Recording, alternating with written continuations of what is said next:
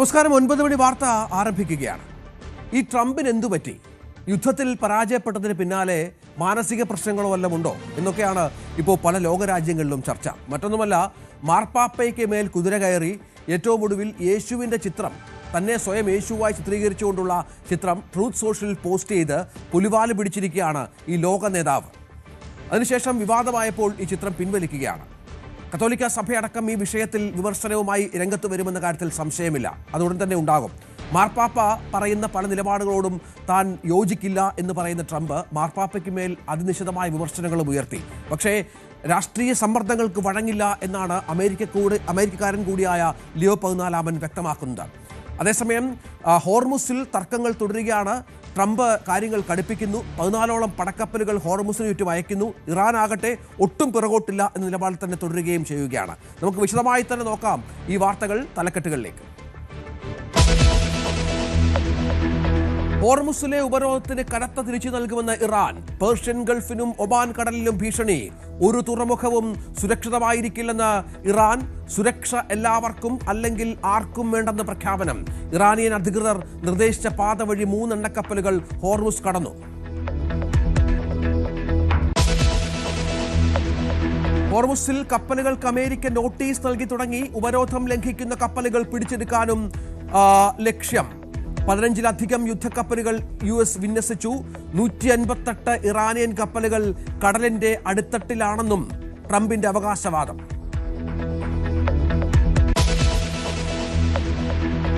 ഹോർമുസിൽ ഇന്ത്യക്ക് ടോൾ ഇല്ലെന്ന് Iran. Toll നിരക്കുകൾ ഇന്ത്യയെ ബാധിച്ചിട്ടില്ലെന്ന് ഇറാൻ. ഇന്ത്യൻ കപ്പലുകൾക്ക് ഹോർമുസ് കടലിടുക്കിലൂടെയുള്ള സുരക്ഷിത പാത ഉറപ്പു നൽകി.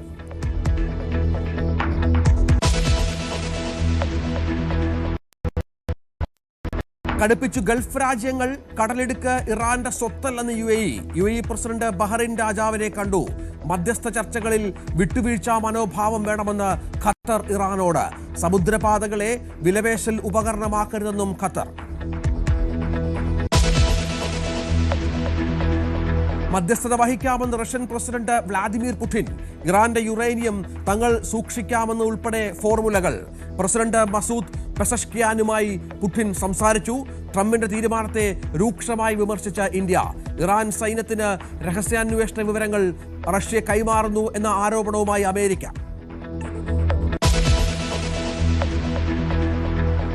ട്രംപ് മാർപ്പാപ്പ തർക്കം രൂക്ഷം. മാപ്പ് പറയില്ലെന്ന് US പ്രസിഡന്റ്.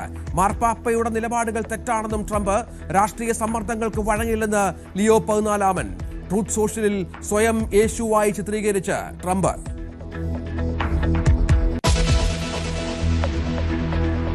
അമേരിക്കൻ ഭീഷണി ഇന്ത്യക്കുണ്ടാക്കുന്നത് വലിയ പ്രതിസന്ധികൾ. 80% ഇറക്കുമതിയും ഹോർമുസ് വഴി. പെട്രോൾ ഡീസൽ വില കൂടിയേക്കാം. UAE ചർച്ച നടത്തി ഇന്ത്യ. മറ്റു രാജ്യങ്ങളിൽ നിന്നും എണ്ണ വാങ്ങാനും നീക്കം. ആഗോള എണ്ണവില ബാരലിന് $100 മുകളിൽ. വിജയ് ഒരു ചിത്രത്തിൽ കൂടി അഭിനയിക്കുമെന്ന് സൂചന. നീക്കം ജനനായകന്റെ ദൃശ്യങ്ങൾ ചോർന്നതോടെ. നിർമ്മാതാക്കൾക്കുണ്ടായ നഷ്ടം നികത്താൻ നീക്കം. ദൃശ്യങ്ങൾ ചോർന്ന സംഭവത്തിൽ 6 പേർ അറസ്റ്റിൽ. നിതിൻ രാജിന്റെ മരണത്തിൽ അധ്യാപകർ ഇപ്പോഴും ഒളിവിൽ. കൂടുതൽ സഹപാഠികളുടെ മൊഴിയെടുക്കും. മരണകാരണം സാമ്പത്തിക പ്രശ്നമെന്ന് വരുത്തീർക്കാൻ ശ്രമമെന്ന് പരാതി.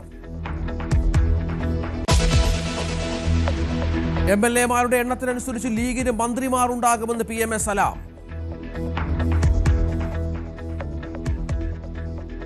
അത് MLA-മാരുടെ എണ്ണത്തിനനുസരിച്ച് UDF കൂടി ചേർന്ന് തീരുമാനിക്കും. 5, 6, 7, 8 ഒക്കെ ആവാം. പക്ഷേ MLA-മാരുടെ എണ്ണത്തിനനുസരിച്ച് എല്ലാ ഘടകകക്ഷികളും തമ്മിൽ ഇരുന്ന് വീതിച്ചെടുക്കും.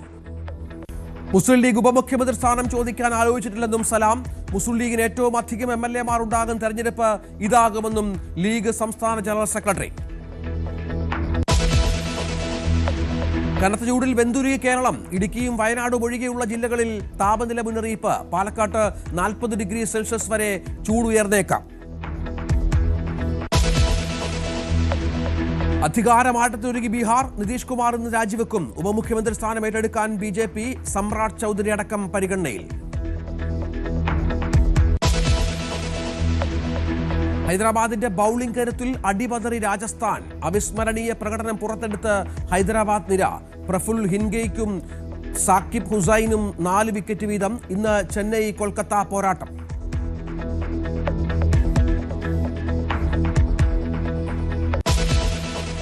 അപ്പോൾ നമുക്ക് വിശദമായി തന്നെ ഗൾഫ് സംഘർഷത്തിലേക്ക്, പശ്ചിമേഷ്യൻ സംഘർഷത്തിലേക്ക് പോകണം. അവിടെ ഹോർമുസിൽ അമേരിക്കയുടെ ഉപരോധത്തിന് കനത്ത തിരിച്ചടി നൽകുമെന്നാണ് ഇപ്പോൾ ഇറാൻ വ്യക്തമാക്കിയിരിക്കുന്നത്. അതായത് പേർഷ്യൻ ഗൾഫിനും ഒമാൻ കടലിനും വലിയ ഭീഷണി ഇറാന്റെ ഭാഗത്തു നിന്നുണ്ടാകുന്നു. അതായത് അമേരിക്കയുടെ നിയന്ത്രണത്തിലുള്ള, അമേരിക്കയുടെ സഖ്യകക്ഷികളായുള്ള രാഷ്ട്രങ്ങളുടെ ഒരു തുറമുഖവും സുരക്ഷിതമായിരിക്കില്ല എന്നാണ് ഇറാൻ പറയുന്നത്. സുരക്ഷ എല്ലാവർക്കും അല്ലെങ്കിൽ ആർക്കും വേണ്ട എന്ന നിലപാടിലേക്ക് ഇറാൻ മാറുന്ന പശ്ചാത്തലം ഏറെ ഗൗരവതരമാണ്. US-ഉമായി സഖ്യത്തിലുള്ള രാജ്യങ്ങളിലെ തുറമുഖങ്ങളും തങ്ങളുടെ ഭീഷണിക്ക് കീഴിലെന്നാണ് ഇറാന്റെ വെല്ലുവിളി. അതായത് പൂർണ്ണ തോതിലുള്ള യുദ്ധത്തിലേക്ക് വീണ്ടും ഇരു രാജ്യങ്ങളും കടക്കുന്നോ എന്നുള്ള സന്ദേഹം ഇപ്പോൾ ലോകരാഷ്ട്രങ്ങൾക്കുണ്ട്.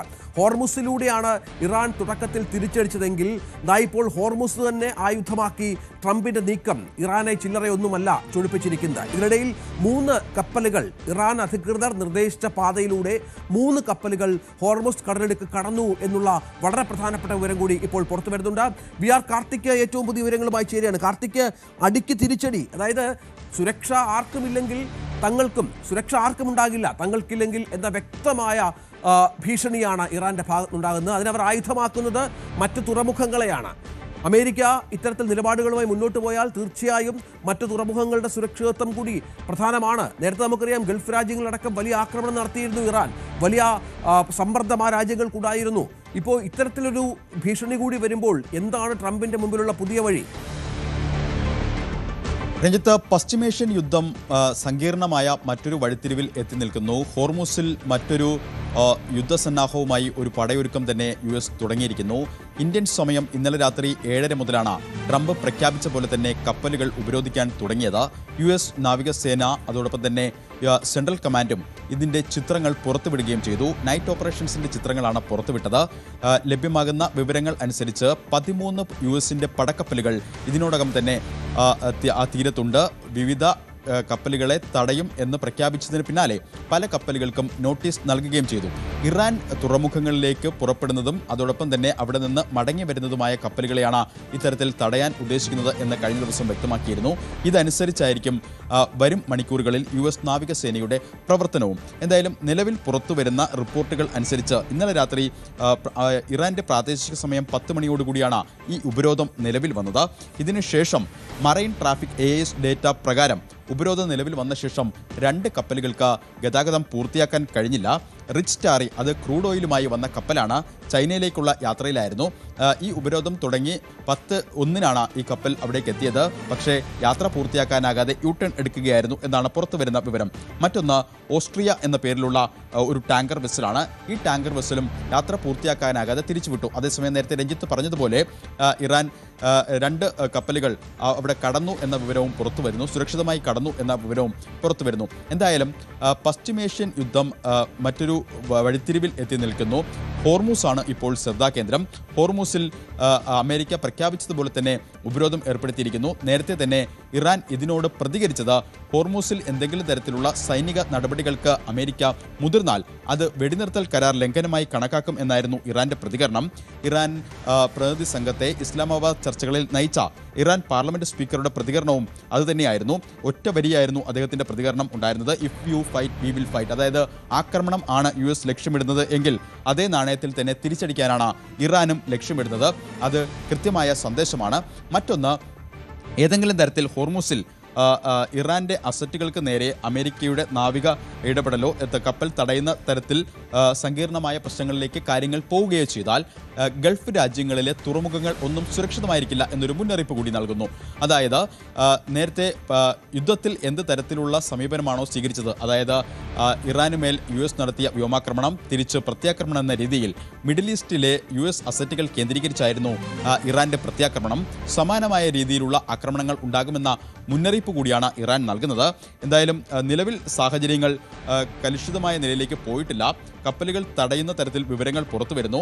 2 കപ്പലുകൾക്ക് യാത്ര പൂർത്തിയാക്കാൻ കഴിയാത്ത വിവരങ്ങൾ പുറത്തു വരുന്നു. അമേരിക്ക മുന്നോട്ട് വയ്ക്കുന്ന ഈ സമ്മർദ്ദ തന്ത്രം അത് എത്രത്തോളം ഫലം കാണും എന്നത് കാത്തിരിക്കേണ്ടതുണ്ട്. 2 ലക്ഷ്യങ്ങളാണ് അമേരിക്കയ്ക്ക് ഹോർമൂസിലെ ഈ പടയൊരുക്കത്തിലൂടെ അമേരിക്ക ലക്ഷ്യമിടുന്നത്. 2 കാര്യങ്ങളാണ്. അതിൽ ഏറ്റവും പ്രധാനം ഇറാനുള്ള സാമ്പത്തിക, ഇറാൻ്റെ സർക്കാരിനും അതോടൊപ്പം തന്നെ സൈന്യത്തിനുമുള്ള സാമ്പത്തിക സ്രോതസ് ഇല്ലാതാക്കുക. അതോടൊപ്പം തന്നെ മറ്റ് രാജ്യങ്ങൾ ഇറാനുമേൽ സമ്മർദ്ദം ശക്തമാക്കുന്ന സാഹചര്യം അതുണ്ടാക്കുക. അതായത് ഈ ഹോർമൂസിലൂടെയുള്ള ഗതാഗതം തടഞ്ഞാൽ അത് കേവലം ഈ 2 രാജ്യങ്ങളെ മാത്രം ബാധിക്കുന്ന ഒരു പ്രതിസന്ധിയല്ല, ആഗോള തലത്തിൽ തന്നെ വലിയ പ്രത്യാഘാതങ്ങൾക്ക് വഴിവെക്കും. അതുകൊണ്ട് തന്നെ അതാണ് സാഹചര്യം. ഇതിനിടയിൽ കപ്പലുകൾക്ക് അമേരിക്ക നോട്ടീസ് നൽകി തുടങ്ങി എന്നുള്ള വളരെ പ്രധാനപ്പെട്ട ഒരു വിവരം കൂടി. അതായത് ഹോർമുസ് വഴി കടക്കാൻ ഒരുങ്ങുന്ന കപ്പലുകൾക്ക് അമേരിക്കൻ സേനയടക്കം നോട്ടീസ് നൽകി തുടങ്ങി എന്ന വളരെ പ്രധാനപ്പെട്ട ഒരു വിവരം കൂടി ഇപ്പോൾ പുറത്തു വരുന്നത് ഏറെ ഗൗരവതരമായ സാഹചര്യമാണ്. ഉപരോധം ലംഘിക്കുന്ന കപ്പലുകളെ പിടിച്ചെടുക്കുമെന്നാണ് ഇപ്പോൾ അമേരിക്ക വ്യക്തമാക്കുന്നത്. ഇറാൻ ഹോർമുസ് തുറക്കണമെന്ന അവസാനത്തെ മുന്നറിയിപ്പും അമേരിക്ക നൽകുകയാണ്. നേരത്തെ പറഞ്ഞതുപോലെ, കാർത്തിക് പറഞ്ഞതുപോലെ, ഇറാനെ സാമ്പത്തികമായി തകർക്കുക എന്ന ലക്ഷ്യമാണ് ഇതിന് പിന്നിലുള്ളത് എന്ന് സംശയമില്ല. ഇതിനകം തന്നെ 158 ഇറാനിയൻ കപ്പലുകൾ കടലിന്റെ അടിത്തട്ടിലാണ് എന്ന്, അതായത് യുദ്ധത്തിനിടയിൽ ഇത്രത്തോളം കപ്പലുകളെ, ഇറാൻ കപ്പലുകളെ അമേരിക്ക തകർത്തു എന്നാണ് അവകാശവാദമായി ഇപ്പോൾ മുന്നോട്ട് പോകുന്നത്. ഇറാന്റെ തീരവും ഊർജ്ജ മേഖലയും അടക്കം ഞങ്ങളുടെ പരിധിയിലാണ് എന്നുള്ള വെല്ലുവിളി കൂടി ട്രംപിന്റെ ഭാഗത്തുണ്ടാകുന്നത് ഏറെ നിർണായകമാണ്. അതായത് ഒരു തരത്തിലും പിറകോട്ടില്ല, കപ്പലുകൾക്ക് രാജ്യമെന്നുള്ള പരിഗണനയില്ല.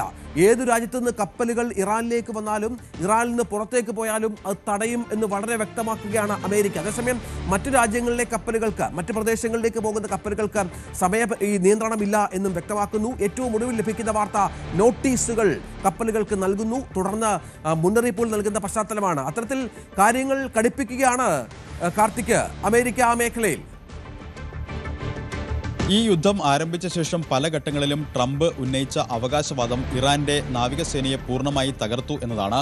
പക്ഷേ പലപ്പോഴും ഹോർമൂസിൽ കഴിഞ്ഞ 6 ആഴ്ച നീണ്ടുനിന്ന യുദ്ധത്തിൽ നിസ്സഹായരായി നിൽക്കുന്ന US പടയെയാണ് നമ്മൾ കണ്ടത്. കാരണം മൈനുകൾ അടക്കമുള്ള കാര്യങ്ങളിൽ വലിയ ആശങ്ക അവർക്കുമുണ്ട്. മൈൻ ഡിസ്ട്രോയറുകൾ, ഈ മൈനുകൾ കണ്ടെത്താൻ കഴിയാത്ത സാഹചര്യങ്ങൾ ഉണ്ടായിരുന്നു. ടെക്നിക്കൽ ഡിഫിക്കൽറ്റീസ് ഉണ്ട് എന്ന് ഇറാന്റെ ഭാഗത്തു നിന്നും പ്രതികരണങ്ങളും വന്നിരുന്നു. പക്ഷേ ഇപ്പോൾ എന്തായാലും ഹോർമൂസിൽ വളരെ ശക്തമായ ഒരു നിലപാട് തന്നെ അമേരിക്ക സ്വീകരിച്ചിരിക്കുന്നു. 13 പടക്കപ്പലുകളെ അവിടെ വിന്യസിച്ചുകൊണ്ട് ഈ കൃത്യമായ സന്ദേശങ്ങൾ അതുവഴി കടന്നു പോകുന്ന കപ്പലുകൾക്ക് നൽകിയിരിക്കുന്നു. അതായത് ഏത് തരത്തിലാണ് അമേരിക്ക ഈ നേവൽ ബ്ലോക്കേഡ് നടപ്പാക്കുന്നത് എന്നത് നിർണായകമാണ്. ഇറാൻ തീരത്ത് നിന്ന് വരുന്ന കപ്പലുകളാണ് തടയും എന്ന് പറഞ്ഞിരിക്കുന്നത്. മറ്റ് ഗൾഫ് തീരങ്ങളിൽ നിന്ന് അവിടേക്ക് പ്രവേശിക്കുന്നതും അവിടെ നിന്ന് പുറത്തേക്ക് പോകുന്നതുമായ കപ്പലുകൾ തടയില്ല എന്നും വ്യക്തമാക്കിയിരിക്കുന്നു. ഇത് എങ്ങനെയാണ് പ്രായോഗികമായി നടപ്പാക്കുക എന്നതിൽ വരും മണിക്കൂറുകളിൽ തന്നെ കണ്ടറിയണം. ഇപ്പോൾ അമേരിക്ക വ്യക്തമാക്കുന്നത് ഈ കപ്പലുകൾക്ക് നോട്ടീസ് നൽകും, കൃത്യമായ പരിശോധനയുണ്ടാകും, ആ പരിശോധനയ്ക്ക് വിധേയമായ ശേഷം മാത്രമേ കപ്പലുകളെ കടത്തിവിടുകയുള്ളൂ എന്ന വിവരങ്ങളാണ് US സെൻട്രൽ കമാൻഡിനെ ഉദ്ധരിച്ചുകൊണ്ട് പുറത്തു വരുന്നത്. രഞ്ജിത്ത്, അതാണ് സാഹചര്യം. ഏതായാലും ഇതിനകം തന്നെ ഇറാന്റെ തുറമുഖങ്ങളിലും തീരപ്രദേശങ്ങളിലുമായി 15-ലധികം യുദ്ധക്കപ്പലുകൾ അമേരിക്ക വിന്യസിച്ചിട്ടുണ്ട് എന്നുള്ള വിവരങ്ങൾ കൂടി പുറത്തു വരികയാണ്. USS ട്രിപ്പോളി എന്ന ഏറ്റവും വലിയ അമേരിക്കയുടെ പടക്കപ്പൽ ഈ മേഖലയിൽ മാസങ്ങളായി തുടരുന്നുണ്ട്. ഇത് അറബിക്കടലിൽ ഇതുമായി ബന്ധപ്പെട്ട പ്രവർത്തനങ്ങൾ ആരംഭിച്ചു. അതായത് നോട്ടീസ് നൽകുക, ഈ കപ്പലുകളെ തടയുക എന്നടക്കമുള്ള പ്രവർത്തനങ്ങൾ ആരംഭിച്ചു എന്നുള്ള വിവരമാണ് ഈ ഘട്ടത്തിൽ പുറത്തു വരുന്നത്. F-35B ലൈറ്റ്നിംഗ് 2 സ്റ്റെൽത്ത് ഫൈറ്റർ വിമാനങ്ങളും MV-22 ഓസ്പ്രേക യുദ്ധവിമാനങ്ങളും ഇതിലുണ്ട്. അതായത് യുദ്ധവിമാനങ്ങളുടെ കൂടി സഹായത്തോടു കൂടിയാണ് ഇത്തരം കപ്പലുകളെ നിയന്ത്രിക്കുന്ന നിലയിലേക്ക് അമേരിക്ക എത്തുന്നത് എന്നുള്ളത് പ്രധാനപ്പെട്ട ഒന്നാണ്. പട്ടാളക്കാരെ കരയിലിറക്കാനും നാവിക വ്യോമസേനകളെ സഹായിക്കാനും ഒരുപോലെ കഴിയുന്നവയാണ് ഈ ഇത്തരം കപ്പലുകൾ എന്നുള്ളത് ഏറ്റവും പ്രധാനപ്പെട്ട ഒന്നാണ്. അറേബ്യൻ ഗൾഫിലെയും ഒമാൻ ഉൾക്കടലിലെയും ഉൾപ്പെടെ ഇറാന്റെ തുറമുഖങ്ങളിലേക്കും തീരപ്രദേശങ്ങളിലേക്കും പ്രവേശിക്കുന്നതിനും അവിടെ നിന്ന് പുറപ്പെടുന്നതുമായ എല്ലാ കപ്പലുകൾക്കുമാണ് ഇപ്പോൾ ഉപരോധം ഏർപ്പെടുത്തിയിരിക്കുന്നത്. ഈ ഉപരോധം ഒരുപോലെ ബാധകമായിരിക്കുമെന്ന് US സെൻട്രൽ കമാൻഡ് സ്ഥിരീകരിച്ച പശ്ചാത്തലം നിർണായകമാണ്. എന്നാൽ മറ്റ് തുറമുഖങ്ങളിലേക്ക്, നേരത്തെ പറഞ്ഞതുപോലെ ഹോർമുസ് കടലിടുക്കിലൂടെ മറ്റ് തുറമുഖങ്ങളിലേക്ക് പോകുന്ന അല്ലെങ്കിൽ അവിടെ നിന്ന് വരുന്ന കപ്പലുകളെ തടയില്ല എന്ന് സൈന്യം വ്യക്തമാക്കിയത് ഏറ്റവും നിർണായകമായ സാഹചര്യമാണ്. ഇതിനിടയിൽ ഗൾഫ് രാജ്യങ്ങൾ വലിയ തോതിൽ ഇറാനെതിരെ രംഗത്ത് വരുന്ന പശ്ചാത്തലം ഒരുങ്ങുകയാണ്. ഗൾഫ് കടലിടുക്ക് അല്ലെങ്കിൽ ഹോർമുസ് കടലിടുക്ക് ഇറാന്റെ സ്വത്തല്ല എന്നാണ് UAE വ്യക്തമാക്കിയിരിക്കുന്നത്. ഹോർമുസിനെ മോചിപ്പിക്കാൻ UAE അടക്കമുള്ള രാജ്യങ്ങൾ രംഗത്തിറങ്ങും എന്നുള്ള സൂചനകൾ ഇതുമായി ബന്ധപ്പെട്ട് വരികയാണ്. UAE പ്രസിഡന്റ് ബഹറിൻ രാജാവിനെ കണ്ടു. മധ്യസ്ഥ ചർച്ചകളിൽ വിട്ടുവീഴ്ച മനോഭാവം വേണമെന്ന് ഖത്തർ ഇറാനോട് ആവശ്യപ്പെടുന്നു. സമുദ്രപാതകളെ വിലപേശൽ ഉപകരണമാക്കരുത് എന്നും ഖത്തർ വളരെ പ്രധാനപ്പെട്ട വിവരമായി നൽകുന്ന സാഹചര്യമുണ്ട്. കാർത്തിക്, ഈ ഗൾഫ് രാജ്യങ്ങളുടെ ഇടപെടൽ ഏറെ നിർണായകമാണ്. നമുക്കറിയാം ഏറ്റവും അധികം ഈ യുദ്ധത്തിൽ പ്രശ്നം സംഭവിച്ചത് ഗൾഫ് രാജ്യങ്ങൾക്കാണ്. അത് മാത്രമല്ല, ഇപ്പോൾ ഗൾഫ് രാജ്യങ്ങളിലെ തുറമുഖങ്ങളെ ആക്രമിക്കും എന്നുള്ള മുന്നറിയിപ്പ് കൂടി ഇറാന്റെ ഭാഗത്തു നിന്നുണ്ടാവുകയാണ്. അതിനിടയിലാണ് ഇത്ര വലിയ ഇടപെടൽ ഈ രാജ്യങ്ങൾ കൂടി ചേർന്ന് നടത്തുന്നത്. രഞ്ജിത്ത്, UAE, ഖത്തർ, ബഹ്റിൻ അടക്കമുള്ള രാജ്യങ്ങളാണ് ഈ ഘട്ടത്തിൽ സജീവമായി ചർച്ചകൾ നടത്തുന്നത്. ഖത്തർ തലവൻ ഇറാൻ വിദേശകാര്യമന്ത്രിയുമായി സംസാരിച്ചിരുന്നു. ആ ഘട്ടത്തിലാണ് സമുദ്രത്തെയും അതോടൊപ്പം തന്നെ അന്താരാഷ്ട്ര ജലപാതകളെയും വിലപേശൽ ഉപകരണമാക്കി മാറ്റരുത് എന്ന ഒരു നിർദ്ദേശം മുന്നോട്ട് വച്ചത്. അതായത് ഖത്തറും സ്വരം കടുപ്പിക്കുന്നു. UAE ആകട്ടെ നേരത്തെ തന്നെ കടുത്ത നിലപാട് അറിയിച്ചു. ഹോർമൂസ് ഇറാൻ്റെ സ്വത്തല്ല എന്ന തരത്തിലായിരുന്നു UAE തലവൻ്റെ പ്രതികരണം. അങ്ങനെ ഗൾഫ് രാജ്യങ്ങൾ ഇറാനുമേൽ സമ്മർദ്ദം ശക്തമാക്കുന്ന സാഹചര്യത്തിലേക്ക് കാര്യങ്ങൾ എത്തുന്നു. സ്വാഭാവികമായും ഒരു രണ്ടാം റൗണ്ട് ചർച്ചകളിലേക്ക് കാര്യങ്ങൾ എത്തണമെങ്കിൽ ഗൾഫ് രാജ്യങ്ങളുടെ അടക്കം ശക്തമായ സമ്മർദ്ദം ഇറാനുമേൽ ഉണ്ടാവേണ്ടതുണ്ട്. ഈ UAE പ്രസിഡന്റ് ബഹ്റിൻ രാജാവുമായി മനാമയിൽ കൂടിക്കാഴ്ച നടത്തി. ഈ കൂടിക്കാഴ്ചയിലും ഇക്കാര്യങ്ങൾ സംബന്ധിച്ച് വിശദമായ ചർച്ചകൾ നടന്നു. ഇറാൻ വിട്ടുവീഴ്ച മനോഭാവത്തോടെ മുന്നോട്ട് പോകണം എന്ന നിലപാടാണ് പൊതുവിൽ ഇപ്പോൾ ഗൾഫ് രാജ്യങ്ങൾ സ്വീകരിക്കുന്നത്. എന്തായാലും സമുദ്രപാതകളെ വിലപേശൽ ഉപകരണമാക്കരുതെന്ന അഭിപ്രായമാണ് ഈ രാജ്യങ്ങൾക്ക് ഉള്ളത്.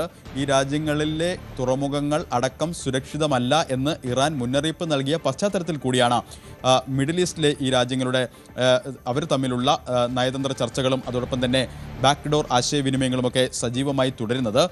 ഒരു രണ്ടാം റൗണ്ട് ചർച്ചകളിലേക്ക് കാര്യങ്ങൾ എത്തിക്കാൻ ഈ മിഡിൽ ഈസ്റ്റ് രാജ്യങ്ങളുടെ ഇടപെടൽ സഹായിക്കുമോ എന്നാണ് ഉറ്റുനോക്കുന്നതും. തീർച്ചയായും ഇതിനിടയിൽ നമുക്കറിയാം പാകിസ്ഥാന്റെ ഇടപെടലിലാണ് ചർച്ചകൾ നടന്നു വന്നത് എന്നുള്ളത്. പക്ഷേ ഇപ്പോൾ അത് പരാജയമായിരുന്നു.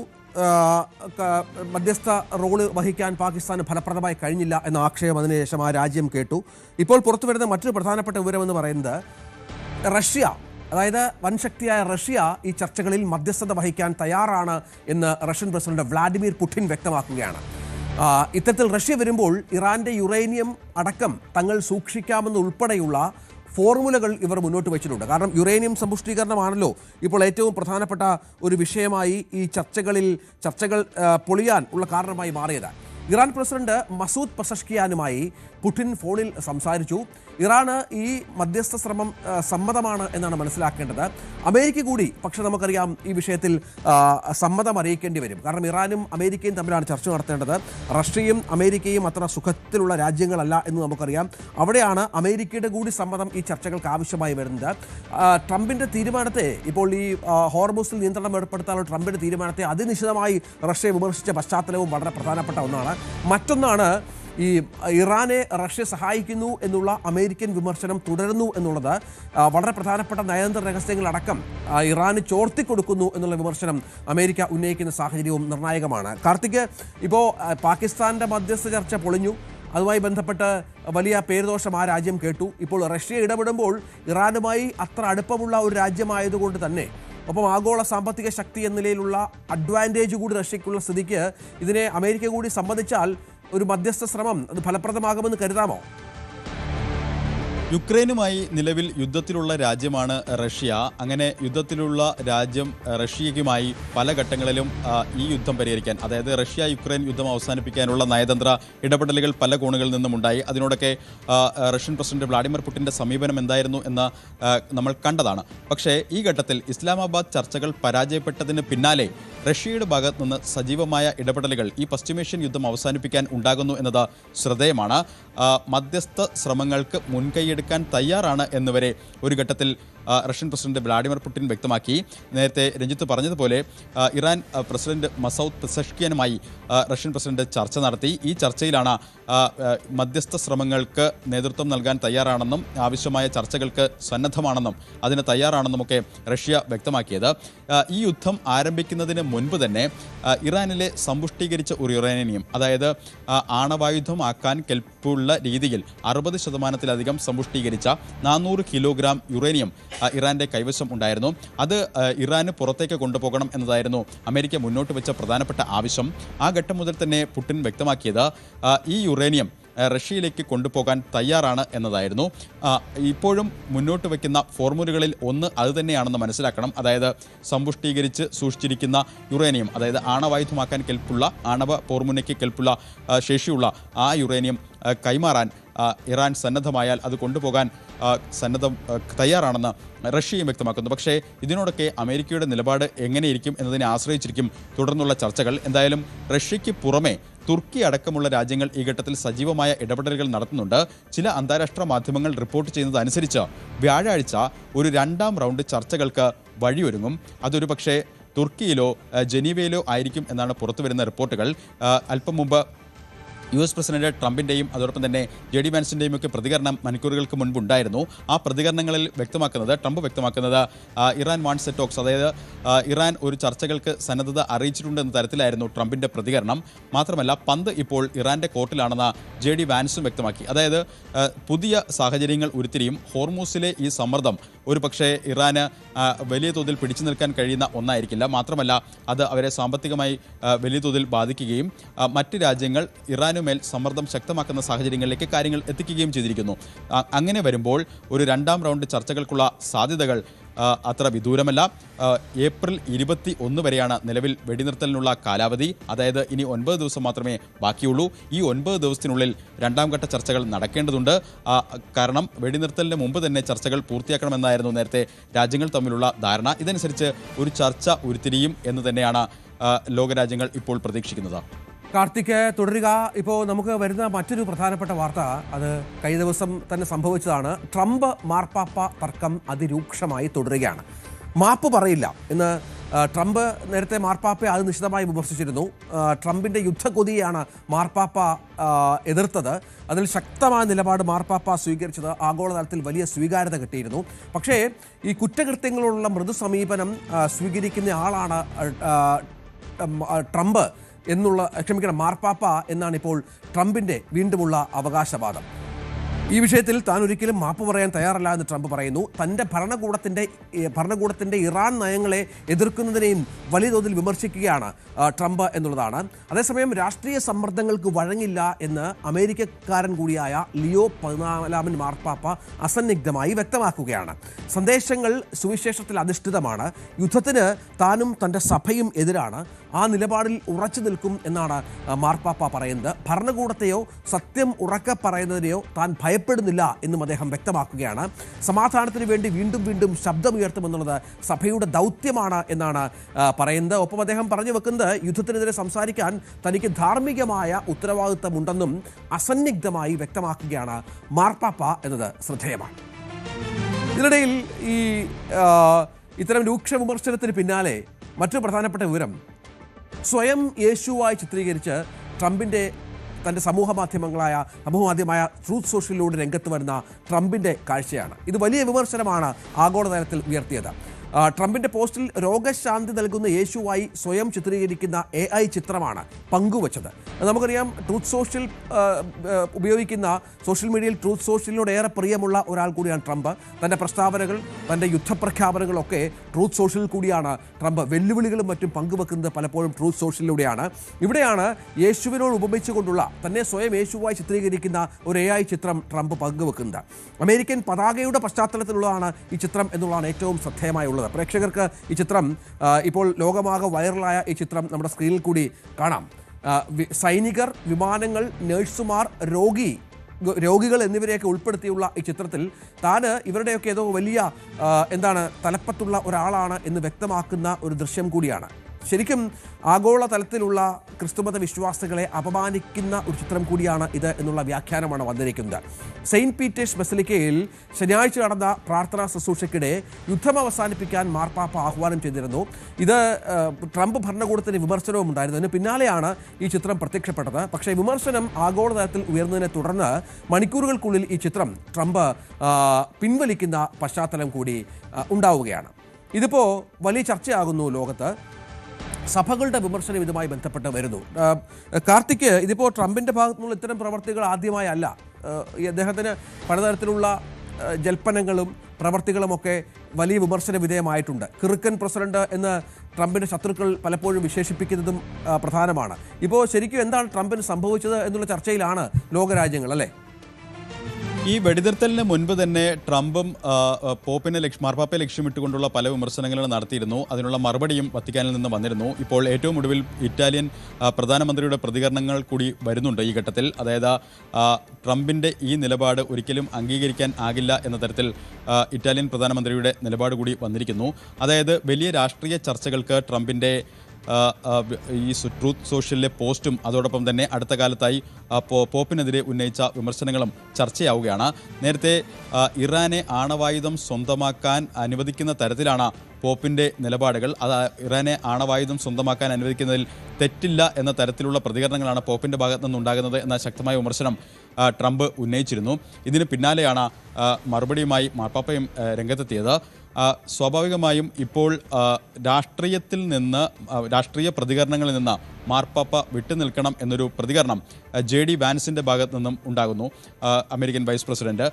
അത്തരത്തിൽ വലിയ തോതിൽ ചർച്ചയാവുകയാണ് ട്രംപിൻ്റെ സോഷ്യൽ മീഡിയ പോസ്റ്റും അതോടൊപ്പം തന്നെ മാർപ്പാപ്പയെ ലക്ഷ്യം വെച്ചുകൊണ്ടുള്ള വിമർശനങ്ങൾ. തുടരുക കാർത്തിക്. അഡ്വക്കേറ്റ് PP ജോസഫ് ഉണ്ട്, ഗ്ലോബൽ കാത്തലിക് കോൺഫറൻസിന്റെ പ്രതിനിധിയായി. ശ്രീ PP ജോസഫ്, ഇതിപ്പോൾ ട്രംപിന്റെ പല കിറുക്കുകളും നമ്മൾ കണ്ടിട്ടുണ്ട്. ഇതിപ്പോൾ മാർപ്പാപ്പയ്ക്ക് നേരെയാണ് വെല്ലുവിളിയും ഇത്തരം സ്വയം യേശുവായി ചിത്രീകരിച്ചുകൊണ്ടുള്ള ദൃശ്യങ്ങളുമൊക്കെ പുറത്തുവിടുന്നത്. യഥാർത്ഥത്തിൽ എന്താണ് ട്രംപിന് പറ്റിയത് എന്നാണ് വിലയിരുത്തേണ്ടത്? ശ്രീ PP ജോസഫ്, അതിലേക്ക് വരാം. ഇപ്പോൾ നമുക്ക് ആ ചിത്രങ്ങൾ ഒന്നുകൂടി പ്രേക്ഷകരെ കാണിക്കാം. ദൃശ്യങ്ങൾ വളരെ വ്യക്തമായി തന്നെ സ്വയം യേശുവായി ചിത്രീകരിച്ചുകൊണ്ടുള്ള ട്രംപിൻ്റെ ചിത്രം. ശ്രീ ഫിലിപ്പ് കവീൽ കത്തോലിക്ക സഭയുടെ പ്രതിനിധിയായി ഉണ്ട്. ശ്രീ ഫിലിപ്പ് കവീൽ, താങ്കൾ ശ്രദ്ധിച്ചു കാണും സ്വയം യേശുവായി ചിത്രീകരിച്ചുകൊണ്ടുള്ള ട്രംപിൻ്റെ ട്രൂത്ത് സോഷ്യൽ പോസ്റ്റ്. യഥാർത്ഥത്തിൽ മാർപ്പാപ്പയോട് വലിയ പോരാണ്. മാർപ്പാപ്പ തൻ്റെ നിലപാടുകൾക്കൊപ്പം നിൽക്കണമെന്ന് ആവശ്യപ്പെടുന്നു. അമേരിക്കക്കാരനായ മാർപ്പാപ്പയാണ്, നമുക്കറിയാം. പക്ഷേ അദ്ദേഹം പറയുന്നത് ഒരു സമ്മർദ്ദത്തിനും വഴങ്ങില്ല, രാഷ്ട്രീയ സമ്മർദ്ദമല്ല, യുദ്ധം അവസാനിപ്പിക്കുക എന്നുള്ളത് സഭയുടെ കൂടി ഉത്തരവാദിത്തമാണ് എന്നാണ്. പക്ഷെ അവിടെയാണ് പ്രകോപിതനായ ട്രംപിൻ്റെ പുതിയ നീക്കം. എന്ത് കരുതണം? ഡൊണാൾഡ് ട്രംപിന്റെ ഈ നീക്കത്തെ കുറിച്ച് നമ്മൾ കൃത്യമായി മനസ്സിലാക്കുമ്പോൾ മനുഷ്യകുലത്തിന്റെ ചരിത്രത്തിന്റെ ആദ്യം തന്നെ പോകേണ്ട കാര്യമുണ്ട്. ബൈബിളിൽ പറയുന്ന ഒരു ആദ്യ പാപം എന്നൊരു കൺസെപ്റ്റ് ഉണ്ട്. അതായത് മനുഷ്യൻ സ്വയം ദൈവമായി ചിത്രീകരിച്ചതാണ് സത്യത്തിൽ ആദ്യ പാപത്തിന്റെ അടിസ്ഥാന തത്വം തന്നെ. അതായത് മനുഷ്യൻ തന്റെ സ്രഷ്ടാവിനെ നിരാകരിച്ച് സ്വയം ദൈവമായി പ്രതിഷ്ഠിച്ചു. അത് തന്നെയാണ് ഇപ്പൊ ഇദ്ദേഹവും ചെയ്യുന്നത്. അധികാരം എന്ന് പറയുന്നത് മനുഷ്യന്റെ നന്മയ്ക്ക് വേണ്ടിയുള്ളതാണ്. സർവ്വ അധികാരവും ദൈവത്തിൽ നിന്ന് വരുന്നതെന്നാണ് ക്രൈസ്തവ വിശ്വാസം. ഈ അധികാരം എന്ന് പറയുന്നത് മറ്റുള്ളവരെ സ്നേഹിക്കുവാൻ, ശുശ്രൂഷിക്കുവാൻ, സമാധാനം സ്ഥാപിക്കുവാൻ വേണ്ടിയായിട്ടുള്ളതായിരിക്കണം. നമ്മൾ ജനാധിപത്യത്തിലാണെങ്കിലും അധികാരം എന്തിനാണ്? അവിടെയുള്ള ആളുകളുടെ നന്മയ്ക്ക് വേണ്ടിയാണ്.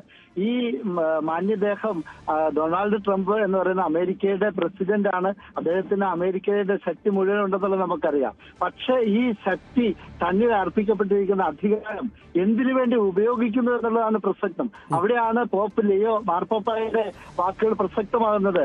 യുദ്ധം ഒന്നിനും പരിഹാരമല്ല. ഈ മനുഷ്യകുലത്തിന്, മാനവരാശിക്ക് വേണ്ടത് സമാധാനമാണ്. പ്രശ്നങ്ങളില്ലാത്ത ലോകമില്ല. പ്രശ്നങ്ങൾ സമവായത്തിലൂടെ പരിഹരിക്കപ്പെടണം. അങ്ങോട്ടും ഇങ്ങോട്ടും ആക്രമിച്ച് കീഴ്പ്പെടുത്തുന്നതിലല്ല ശാശ്വതമായ സമാധാനമെന്നാണ് മാർപ്പാപ്പ പറയുന്നത്. മാർപ്പാപ്പ കൃത്യമായിട്ട് പറഞ്ഞിട്ടുണ്ട്, ഞാനൊരു രാഷ്ട്രീയക്കാരനല്ല, അധികാരം ഏറ്റെടുക്കുക എന്നുള്ളതല്ല എന്റെ ഉദ്ദേശം. മനുഷ്യകുലത്തിന്റെ മനസാക്ഷിയാണ് ഒരു മാർപ്പാപ്പ എന്ന് പറയുന്ന ആള്. അതായത് സഭയും അത് തന്നെയാണ് ചെയ്യേണ്ടത്.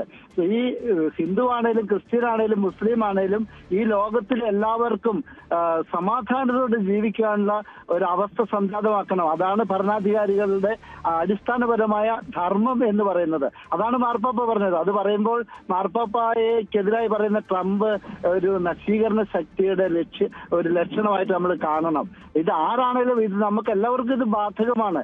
ജാതിയുടെ, മതത്തിന്റെ, വംശത്തിന്റെ പേരിൽ മറ്റുള്ളവരെ ആക്രമിച്ച് കീഴടക്കുന്നതല്ല, അവരെയും ചേർത്ത് നിർത്തി എല്ലാവർക്കും സ്നേഹത്തോടെ എല്ലാവരോടും ഇടപെടാൻ സാധിക്കുക. അതാണ് ശരിക്കും യേശുക്രിസ്തു പഠിപ്പിച്ചത്. യേശുക്രിസ്തു പഠിപ്പിച്ചത് എന്താണ് ബൈബിളില്?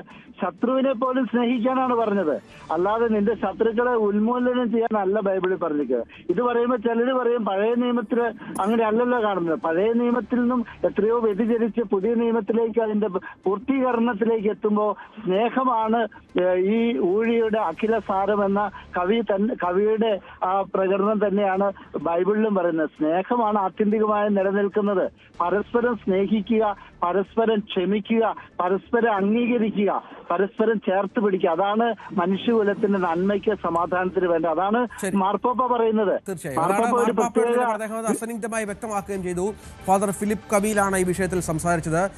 Advocate P Joseph global Catholic കോൺഫറൻസിന്റെ പ്രതിനിധിയുണ്ട്. ശ്രീ പി ജോസഫ്, നമുക്കറിയാം യുദ്ധം തന്റെ കാലത്ത് താൻ യുദ്ധങ്ങൾ അവസാനിപ്പിക്കാൻ പുറപ്പെട്ടിരിക്കുന്ന ഒരു നേതാവാണ് എന്നും താൻ അവസാനിപ്പിച്ച പല യുദ്ധങ്ങളും ലോകത്ത് ചൂണ്ടിക്കാണിക്കുകയും മറ്റും ചെയ്ത ട്രംപാണ് ഇപ്പോൾ ഇറാനെ ഒതുക്കാനായി ഇറങ്ങി ലോക പരാജയം നേടി ഇപ്പോൾ ഇത്തരം കിറുക്കുകൾ കാണിക്കുന്നത്. സംശയമില്ല. ഇപ്പോൾ അദ്ദേഹത്തിൻ്റെ പോരിപ്പോൾ മാർപ്പാപ്പയോടാണ്. സമാധാനത്തിനായി ആരാഗ്രഹിക്കുന്നോ അവരെ ഇല്ലാതാക്കുക എന്നുള്ള ഈ ഒരു നിലപാടിനെ എങ്ങനെ കാണണം? ഇത് അംഗീകരിക്കാനാവുന്ന ഒന്നല്ല എന്ന് അസന്നിഗ്ധമായി വ്യക്തമാക്കാവുന്നതാണല്ലോ.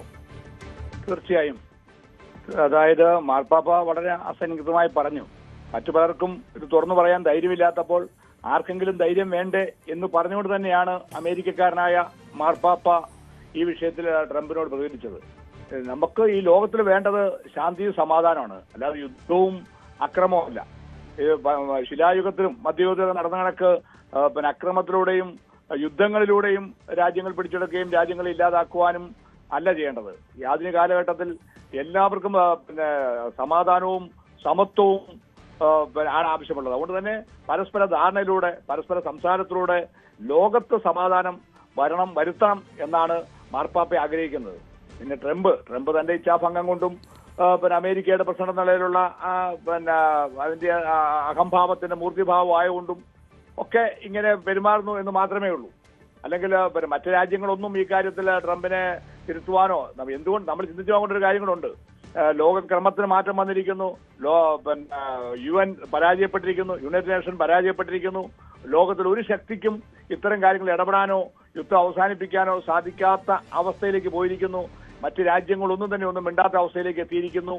ഈ അവസ്ഥയിലാണ് ആ രീതിയിലേക്ക് അമേരിക്കയെ മകളിലേക്ക് കൊണ്ടു നിർത്തിയപ്പോൾ മാർപ്പാപ്പയുടെ സ്വരമാണ് അവിടെ വേറിട്ട് നിൽക്കുന്നത്. മറ്റു രാജ്യങ്ങളൊക്കെ ഒരു പരിധിവരെ യുദ്ധത്തിനെ ട്രംപിനെ സഹായിക്കുന്നു, കുറച്ചുപേർ ഇറാനെ സഹായിക്കുന്നു. ഇതാണ് ഇവിടെ സംഭവിച്ചുകൊണ്ടിരിക്കുന്നത്. ഇവിടെ ലോകത്തിൽ സമാധാനം നിലനിർത്താൻ ഒരു ഒറ്റ വ്യക്തിയുള്ളത് മാർപ്പാപ്പ മാത്രമാണ്. അതുകൊണ്ട് തന്നെയാണ് മാർപ്പാപ്പയുടെ വാക്കുകൾ ലോകം കാതോർക്കുന്നത്. അത് നിശ്ചയമായും ധൈര്യത്തോടെയുമാണ് മാർപ്പാപ്പ പറഞ്ഞിരിക്കുന്നത്. അതായത് ഇതിനകത്ത് യാതൊരു വിധത്തിലുള്ള അജണ്ടയുടെ ആവശ്യമില്ല. ട്രംപ് എന്തു തന്നെ ആയിക്കോട്ടെ ഭരണകൂടത്തെ ഭയപ്പെടുന്നില്ല എന്ന് പറഞ്ഞത് ക്രൈസ്തവ മാനവികതയുടെ ഏറ്റവും മകുട ഉദാഹരണമാണ്. ക്രൈസ്തവനായിരിക്കുന്ന ക്രൈസ്തവരുടെ അഭിഷിക്തനായിരിക്കുന്ന യേശുക്രിസ്തുവിന്റെ ഭൂമിയിലെ പ്രതിനിധിയായ മാർപ്പാപ്പയ്ക്ക് അങ്ങനെ മാത്രമേ പറയുവാൻ സാധിക്കുകയുള്ളൂ. അതിനപ്പുറം ഒന്നും പറയുവാൻ സാധിക്കുകയില്ല.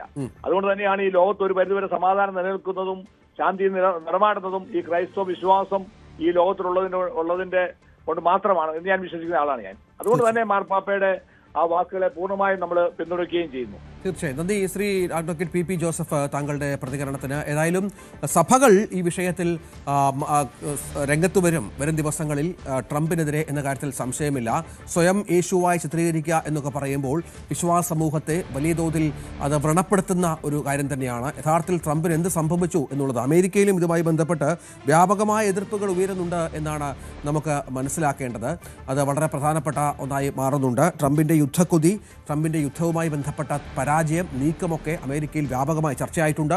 ഏറ്റവും ഒടുവിൽ നടന്ന സർവേകളിൽ പോലും വലിയ വിഭാഗത്തിൽ റിപ്പബ്ലിക്കൻ പാർട്ടിയിൽപ്പെട്ട വോട്ടർമാർ പോലും ട്രംപിൻ്റെ അനുകൂലികൾ പോലും ഇത്തരത്തിൽ രംഗത്ത് വന്നിട്ടുണ്ട് എന്നുള്ള ഏറ്റവും പ്രധാനപ്പെട്ട വിവരം കൂടി ലഭിക്കുന്നുണ്ട്. ഇതിനിടയിലാണ് ഇപ്പോൾ ഇത്തരം ചില കാര്യങ്ങൾ കൂടി ട്രംപിൻ്റെ ഭാഗത്തുണ്ടാകുന്നത്. ഏതാണ്ട് 1-2 മണിക്കൂറോളം ട്രൂത്ത് സോഷ്യലിൽ ഈ പോസ്റ്റ് ഉണ്ടായിരുന്നു.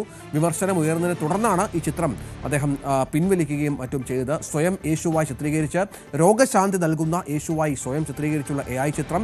ഇതിൽ വിവിധ ആളുകളുടെ, രോഗികളുടെയും നഴ്സുമാരുടെയും പട്ടാളക്കാരുടെയും ഒക്കെ ചിത്രം ബാക്ക്ഗ്രൗണ്ടായി അമേരിക്കൻ പതാകയും നൽകിക്കൊണ്ടാണ് ട്രംപ് ഈ ചിത്രം പോസ്റ്റ് ചെയ്തത് എന്നുള്ളത് ഏറെ കൗതുകകരമായ, വിമർശന വിധേയമായ ഒന്നായി മാറുകയും ചെയ്തു. പ്രധാനപ്പെട്ട ആളുകളാണ് ഇതുമായി ബന്ധപ്പെട്ട് പ്രതികരിച്ചുകൊണ്ടിരിക്കുന്നത്.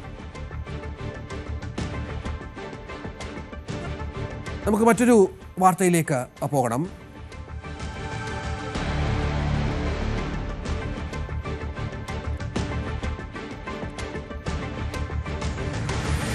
ഇന്ത്യക്ക് ആശ്വാസകരമായ ഒരു വാർത്ത അത് ഇറാന്റെ ഭാഗത്തു നിന്നുണ്ടാകുന്നു എന്നുള്ളതാണ്. അതായത് ഹോർമുസിൽ ടോൾ പിരിക്കാൻ ആരംഭിച്ചു എങ്കിലും ഇന്ത്യൻ കപ്പലുകൾക്ക് അല്ലെങ്കിൽ ഇന്ത്യയിലേക്ക് പോകുന്ന, ഇന്ത്യയിൽ നിന്ന് വരുന്ന കപ്പലുകൾക്ക് ടോൾ ഉണ്ടാകില്ല എന്ന് ഇറാൻ അസന്നിഗ്ധമായി വ്യക്തമാക്കിയിരിക്കുകയാണ്. നമുക്കറിയാം, ഒരു മാസമായി ഇറാനിൽ നിന്നും ഇന്ത്യ എണ്ണ വാങ്ങുന്നുണ്ട്.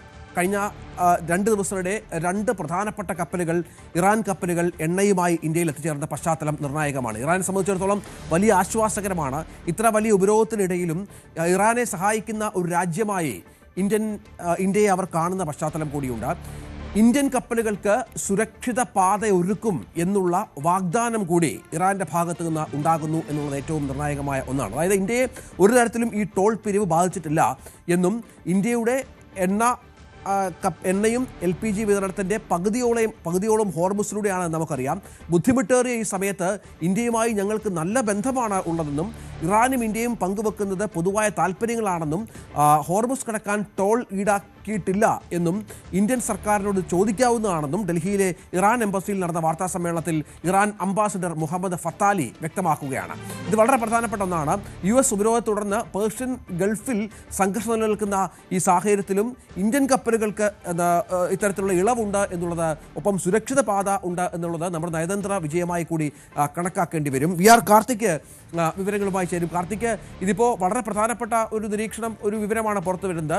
ഹോർമുസിൽ എല്ലാ കപ്പലുകൾക്കും ടോൾ ഏർപ്പെടുത്തുമെന്ന് ശക്തമായി വാദിക്കുന്ന അല്ലെങ്കിൽ ആ പ്രവൃത്തിയിൽ കൊണ്ടുവരുന്ന ഇറാനാണ് ഇന്ത്യക്ക് ഇളവ് നൽകുന്നത്. അതിന്റെ പശ്ചാത്തലം കഴിഞ്ഞ ദിവസം ഇന്ത്യയിലെത്തിയ ഇറാന്റെ എണ്ണക്കപ്പലുകളെ കൂടി ചേർത്ത് വെച്ച് പറയണം.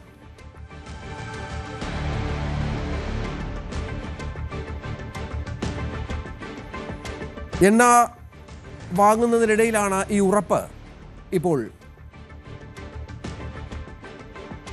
അതാണ് പ്രധാനപ്പെട്ട വിവരം. നമുക്ക് നേരത്തെ നമ്മൾ ഈ ട്രംപിൻ്റെ വിഷയവുമായി ബന്ധപ്പെട്ട സ്വയം ചിത്രീകരിക്കുന്ന വിഷയത്തിൽ നേരത്തെ വിവരങ്ങൾ പങ്കുവച്ചിരുന്നു. രാഹുൽ ഈശ്വർ കൂടി നമ്മോടൊപ്പം ചേരുന്നുണ്ട്. രാഹുൽ ഈശ്വർ, താങ്കൾക്ക് ഈ ചിത്രം കണ്ടപ്പോൾ എന്താണ് തോന്നിയത്? വിശ്വാസികളുടെ വിശ്വാസങ്ങളെ ഹനിക്കുന്ന ഒന്നാണ് എന്ന കാര്യത്തിൽ സംശയമില്ല.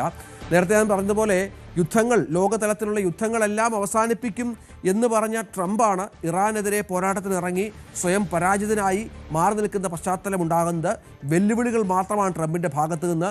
ഈ വെല്ലുവിളികളിൽ ഉറപ്പൊന്നും ഉണ്ടാകുന്നില്ല. പല വെല്ലുവിളികളിൽ നിന്നും ഭീഷണികളിൽ നിന്നും പിന്നോട്ട് പോകേണ്ട പശ്ചാത്തലം ഉണ്ടാകുന്ന തരത്തിൽ ആ സമയത്ത് കൂടിയാണ് ഇത്തരമൊരു ചിത്രം പങ്കുവെക്കുന്നത്. എന്ത് തോന്നുന്നു താങ്കൾക്ക്? ലോക ചരിത്രത്തിലെ ഏറ്റവും വലിയ നന്മകളിൽ ഒന്നാണ് യേശുക്രിസ്തു. അദ്ദേഹത്തെ എല്ലാ മതങ്ങളും ആദരിക്കുകയും ആരാധിക്കുകയും ചെയ്യുന്ന വ്യക്തിയാണ്. സമാധാനത്തിന്റെ രാജാവാണ്. പ്രിൻസ് ഓഫ് പീസ് എന്നാണ് പോപ്പ് ഉപയോഗിക്കുന്നത്.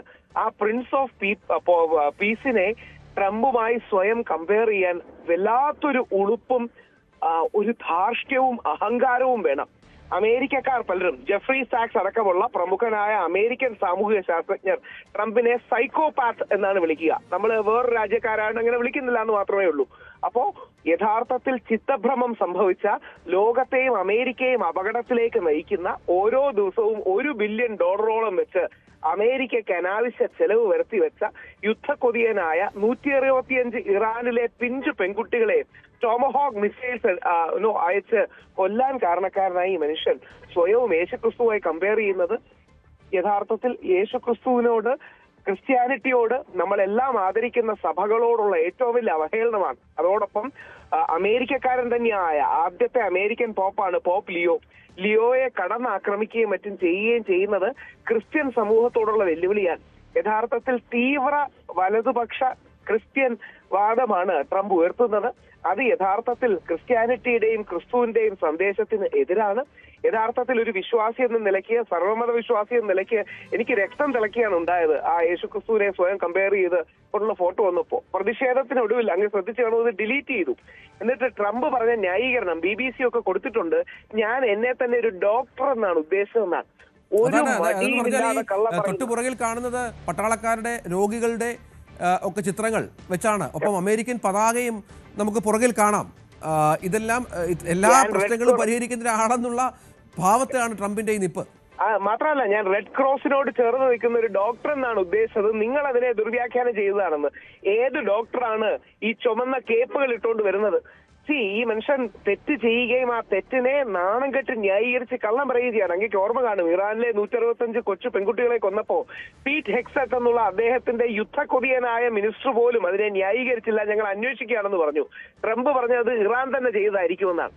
അപ്പൊ സത്യമെന്ന കാര്യത്തോട് തരിമ്പോലും പ്രതിബദ്ധതയില്ലാത്ത, അമേരിക്കയെ ഒരു പോളിസി ഡിസാസ്റ്ററിലേക്ക് നയിക്കുന്ന, ഇറാഖിനേക്കാൾ വലിയ പരാജയമാകും, അഫ്ഗാനിസ്ഥാനിലേക്കാൾ വലിയ പരാജയമാകും ഇറാൻ എന്നുള്ളതാണ് ഇപ്പോ നിലനിൽക്കുന്ന കാര്യങ്ങൾ.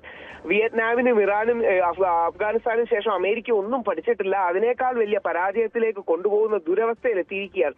ഇറാൻ പറഞ്ഞത് ഹോർമൂസ് കടലെടുക്ക് തങ്ങൾ തടയുമെന്നാണ്. ഇപ്പം ട്രംപ് പറയുന്നത് ഞാനും കൂടെ നിന്ന് തടയാമെന്നാണ്. അപ്പൊ യഥാർത്ഥത്തിൽ ചിത്തഭ്രമം ബാധിച്ച, ബുദ്ധിസ്ഥിരതയില്ലാത്ത, പോളിസി അടിസ്ഥാനമില്ലാത്ത ഒരു പ്രസിഡന്റാണ് ഭരിക്കുന്നത്. അമേരിക്കക്കാരെയും ലോകത്തെയും ദൈവം രക്ഷിക്കട്ടെ എന്ന് മാത്രമേ ഉള്ളൂ. യേശുക്രിസ്തു അദ്ദേഹത്തിനോട് ക്ഷമിക്കട്ടെ. എങ്ങനെയാണ് ശരി രാഹുൽ ഈശ്വർ, താങ്കളുടെ പ്രതികരണത്തിന് ഇപ്പോൾ ശ്രീ അനിൽ വിളയിൽ കൂടിയുണ്ട് ടെലിഫോൺ ലൈനിൽ. ശ്രീ അനിൽ വിളയിൽ, ഇത് ഇപ്പോൾ ട്രംപിന്റെ കിറുക്കുകൾ ഒരുപാട് നമ്മൾ കണ്ടതാണ്. യുദ്ധത്തിന് ഇറങ്ങിയപ്പോൾ തന്നെ വളരെ 3 ആഴ്ച കൊണ്ട് യുദ്ധം തീർക്കുമെന്ന് പറഞ്ഞ് ഇറങ്ങി പുറപ്പെട്ട ഒരു നേതാവാണ്. ഇപ്പോൾ യേശു ക്രിസ്തുവിനെ തന്നെ സ്വയം യേശു ക്രിസ്തുവായി വിശേഷിപ്പിച്ചുകൊണ്ട് പല അമേരിക്കൻ പതാക ബാക്ക്ഗ്രൗണ്ട് ആയിക്കൊണ്ട് കത്തോലിക്ക സഭയുടെയും മറ്റ് വലിയ വിമർശനം ഇതുമായി ബന്ധപ്പെട്ട് അദ്ദേഹം ഏറ്റുവാങ്ങുന്നുണ്ട്. പിന്നീട് താൻ ഡോക്ടറാണ് എന്നൊക്കെയുള്ള അവകാശവാദം മുന്നോട്ട് വെക്കുന്നുണ്ട്. ഇതിപ്പോൾ എന്ത് മനസ്സിലാക്കണം? ഒരു ലോക നേതാവിന് സംഭവിച്ച എന്താണെന്നാണ് താങ്കൾ കരുതുന്നത്? തീർത്തും അപഹാസ്യമായ രീതിയിലാണ് അദ്ദേഹം ഇടപെടുന്നതെന്നാണ് കഴിഞ്ഞ കാലത്തെ കുറെ പ്രവർത്തികൾ കാണിക്കുന്നത്. കാരണം ഈ യുദ്ധം ഉൾപ്പെടെയുള്ള കാര്യങ്ങളിൽ അദ്ദേഹം വികാരപരമായിട്ടാണോ അതോ ബുദ്ധിപരമല്ലാത്ത രീതിയിൽ പ്രവർത്തിക്കുന്നതാണോ എന്ന് മനസ്സിലാകുന്നില്ല. ഇത് തീർത്തും ഒരു കാർട്ടൂൺ പോലെയാണ് പൊതുസമൂഹത്തിന് തോന്നുന്നത്. ഒരു കാരിക്കേച്ചർ, ഒരു കാർട്ടൂൺ കാരിക്കേച്ചർ പോലെയുള്ള ഒരു കഥാപാത്രമായിട്ട് അദ്ദേഹം മാറിക്കൊണ്ടിരിക്കുന്നതായിട്ട് തോന്നുന്നു. അദ്ദേഹം ഈ പോസ്റ്റ് ചെയ്ത ഉടൻ തന്നെ പിൻവലിച്ചത്, ബുദ്ധിയുള്ള ആരെങ്കിലും അദ്ദേഹത്തിനോട് ചിലപ്പോൾ ഉപദേശിച്ച് കാണും, അതിന്റെ അടിസ്ഥാനത്തിലാണ് അദ്ദേഹം ഇത് പിൻവലിച്ചത്. ഈ യുദ്ധം, അതുപോലെ തന്നെ അദ്ദേഹത്തിന്റെ ഉള്ളിലുള്ള ക്രൈസ്തവ ബോധമായിരിക്കാൻ ചിലപ്പോൾ ഒരു പരിധിവരെ അത്തരത്തിൽ അദ്ദേഹത്തിനെ പ്രേരിപ്പിച്ചത്. കാരണം ക്രിസ്തുവും ഞാനും തമ്മിൽ വലിയ വ്യത്യാസമൊന്നുമില്ല എന്നുള്ള ഒരു സന്ദേശം കൂടി അതിന്റെ പിറകിലുണ്ടെന്ന് തോന്നുന്നു. വേറെ എന്ത് പറയാനൊക്കെ അതിനകത്ത്? കാരണം ലോകത്തിനെ സമാധാനമില്ലായ്മയിലാക്കുന്നതിൽ ഒരു നിർണായകമായ പങ്ക് അദ്ദേഹം വഹിച്ചുകൊണ്ടിരിക്കുകയാണ്. കാരണം യുദ്ധത്തിന്റെ കാരണങ്ങൾ പലതാകാം, പക്ഷേ യുദ്ധത്തിന്റെ കെടുതികളിലെ ബുദ്ധിമുട്ട് അനുഭവിക്കുന്ന ധാരാളം വ്യക്തികളുണ്ട്.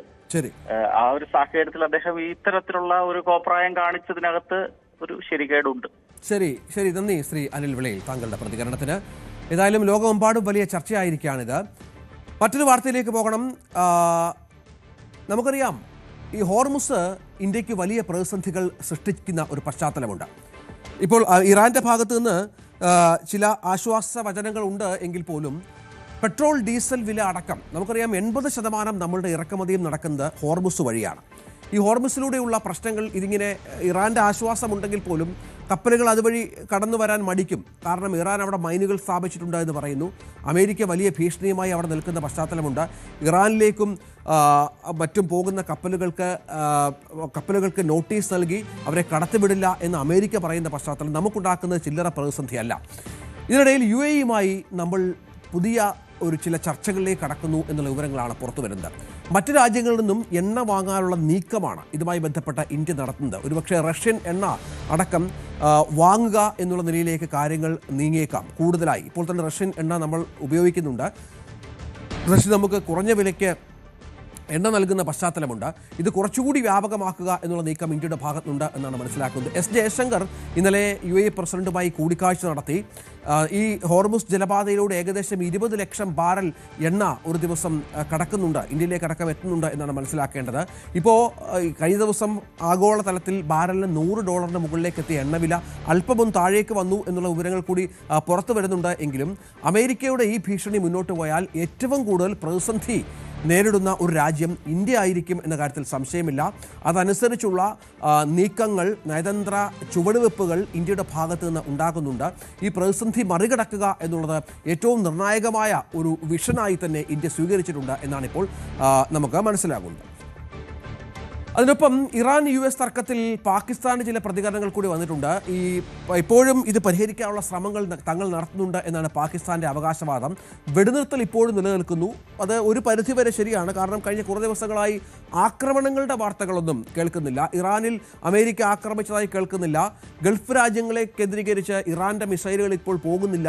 അതൊരു വളരെ പ്രധാനപ്പെട്ട ഒന്നാണ്.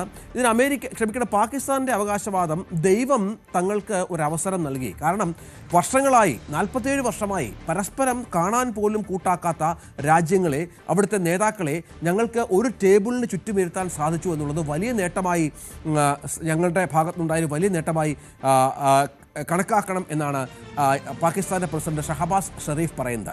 ആ ഇരിപ്പിന് താൻ സാക്ഷിയാണ് എന്നും ഷഹബാസ് ഷെരീഫ് പറയുന്നു.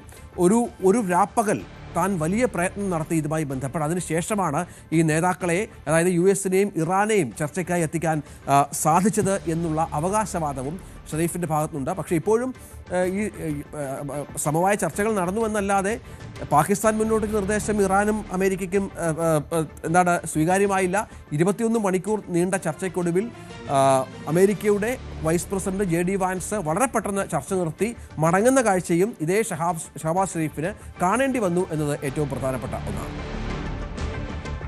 മറ്റൊരു വാർത്തയായി പുറത്തു വരുന്നത് ഡൊണാൾഡ് ട്രംപിന്റെ കുടുംബത്തിന്റെ ആസ്തിയിൽ വൻ വർധനവ്. ഇപ്പോഴൊന്നുമല്ല, ഇപ്പോഴത്തെ കണക്ക് വെച്ച് 2ാം ടേമിൽ അദ്ദേഹം പ്രസിഡന്റായി അധികാരമേറ്റെടുത്തതിന് ശേഷമാണ് ഈ വലിയ വർധനവ് സംഭവിച്ചിരിക്കുന്നത് എന്നുള്ളതാണ്.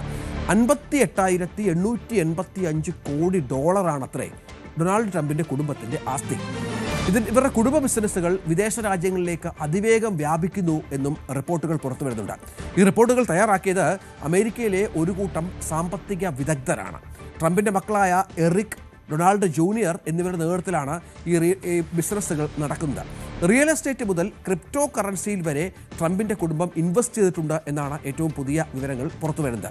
ഒപ്പം ഈ അമേരിക്കയുമായി ബന്ധപ്പെട്ട് പ്രതിരോധ കരാറുകൾ ലക്ഷ്യമിടുന്ന കമ്പനികളിലും ട്രംപിന്റെ കുടുംബം പണം നിക്ഷേപിച്ചിട്ടുണ്ട് എന്ന വാർത്ത ആശങ്കയോടെയാണ് അമേരിക്ക കാണുന്നത്. കാരണം അമേരിക്കയുടെ ഇത്തരം കരാറുകളിൽ സ്വാധീനം ചെലുത്താൻ കഴിവുള്ള കമ്പനികളിലാണ് ഇത്തരം നിക്ഷേപങ്ങൾ നടത്തിയിരിക്കുന്നത്. സൈനിക വിന്യാസത്തെ പോലും ഇത് സ്വാധീനിക്കാം എന്നാണ് ഇപ്പോൾ പ്രധാനപ്പെട്ട വിവരങ്ങൾ പുറത്തു വരുന്നത്. ഇത് ഏറെ നിർണായകമായ ഒന്നാണ് എന്നും അമേരിക്ക കരുതുന്നു. പക്ഷേ ഈ വാദഗതികളൊക്കെ പൂർണ്ണമായും തള്ളുകയാണ് ട്രംപും കുടുംബവും.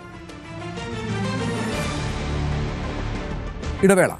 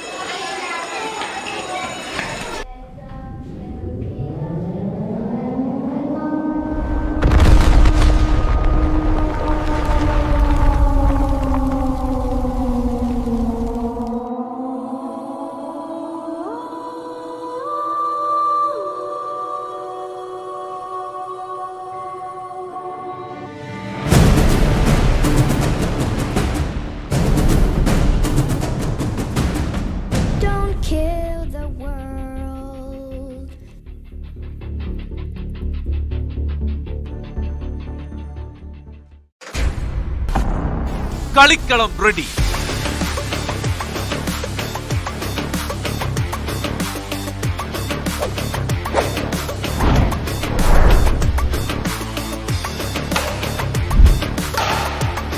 കേരളം എന്ന വലിയ കോട്ടിൽ ഇനി പോരാട്ടം മുറുകുന്നു. 140 മണ്ഡലങ്ങളുടെ ഭാവി നിർണയിക്കുന്ന പോരാട്ടം. നെറ്റിന് അപ്പുറവും ഇപ്പുറവും അതികായന്മാർ. കേരളം വിധിയെഴുതുന്ന മഹാപോരാട്ടം. തെരഞ്ഞെടുപ്പ് വാർത്തകളുടെ വേഗമേറിയ കളം. കാണുക ദ ഇലക്ഷൻ ചാനൽ. വാർത്തകൾ നമ്മളെ തേടി വരും. വേഗവും സമയവും ചിലപ്പോൾ വ്യത്യാസപ്പെട്ടേക്കാം.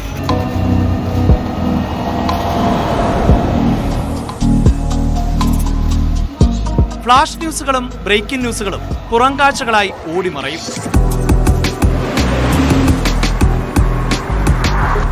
കാഴ്ചകൾ വിശാലമായിരിക്കണം. ഒരു വശം മാത്രമല്ല, എല്ലാ വശവും നമ്മളിലേക്ക് എത്തണം.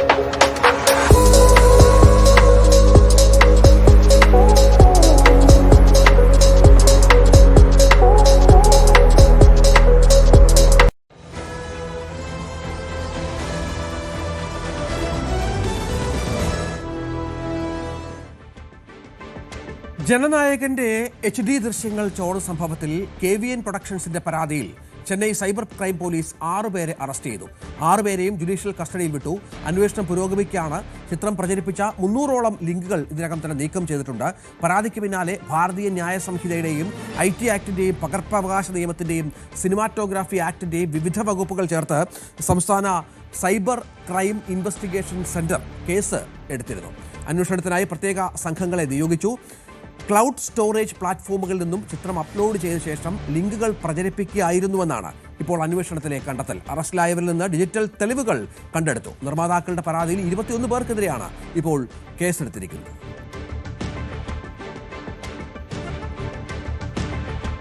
വിജയ് നായകനായ ജനനായകൻ എന്ന സിനിമയുടെ ചോർന്ന ദൃശ്യങ്ങൾ കണ്ടതായി സമ്മതിച്ച് നടി കസ്തൂരി ശങ്കർ.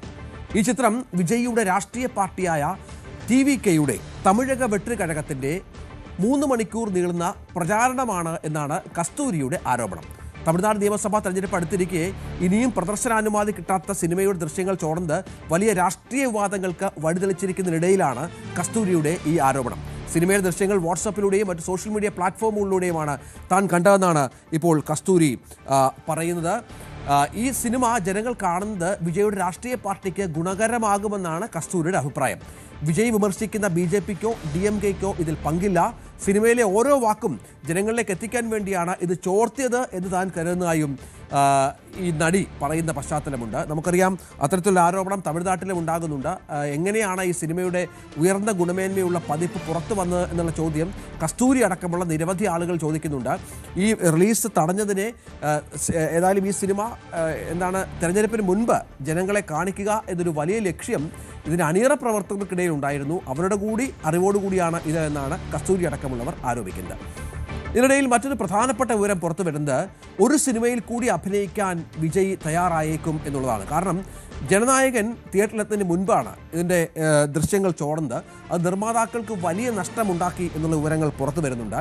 ഇതിനിടയിലാണ് ഒരു ചിത്രത്തിൽ കൂടി ഈ നഷ്ടം നികത്താൻ ഒരു ചിത്രത്തിൽ കൂടി അഭിനയിക്കാം എന്ന് വിജയ് ചില സൂചനകൾ നൽകി എന്ന വിവരങ്ങൾ പുറത്തു വരുന്നത്. തെരഞ്ഞെടുപ്പിന് ശേഷമാകും ഈ ചിത്രത്തിൻ്റെ ജോലി ആരംഭിക്കുക എന്നുള്ള വിവരങ്ങളാണ് ഇപ്പോൾ പുറത്തു വരുന്നത്.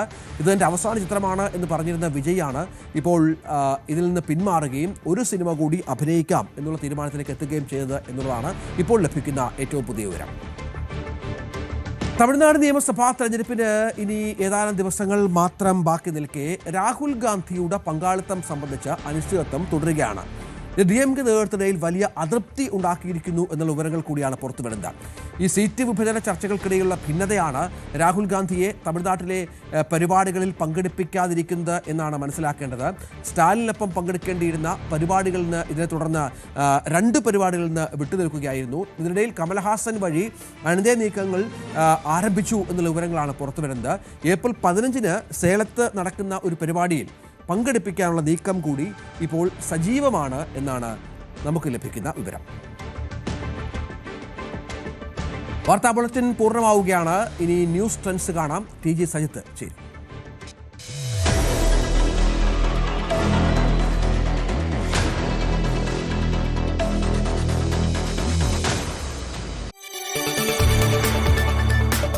കൂടുതൽ വാർത്തകൾക്ക് News 18 Keralam YouTube channel subscribe ചെയ്യുക.